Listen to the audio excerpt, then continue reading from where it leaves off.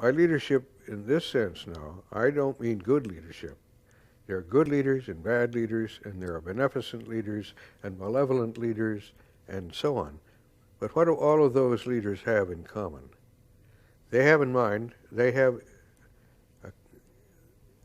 a situation in which leadership arises is always one in which there is some dynamic conflict going on, and the person who takes leadership happens to have a view of it such that the small actions he can take, making a speech of a certain kind, coming out with a certain kind of sound bite, getting a certain number of people, maybe sworn enemies together, various, just a whole million different kinds of actions he might take, which suddenly starts to change this whole balance and changes the, you might say, the balance of forces in the field, because they change spontaneously.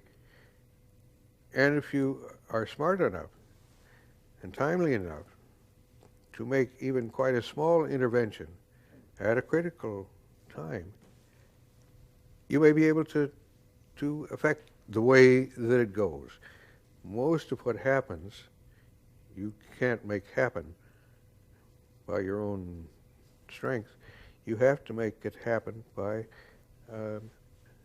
intelligence and knowledge of the system, which is great enough to enable you to make strategic change.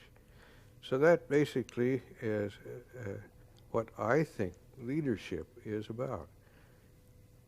There's good leadership and bad leadership, or really I should say malevolent leadership and beneficent leadership, but they all do have that in common, and the distinction is what kind of values are aimed for and tend to develop under these changes that the system is, undergoes. But mostly it goes under its own steam.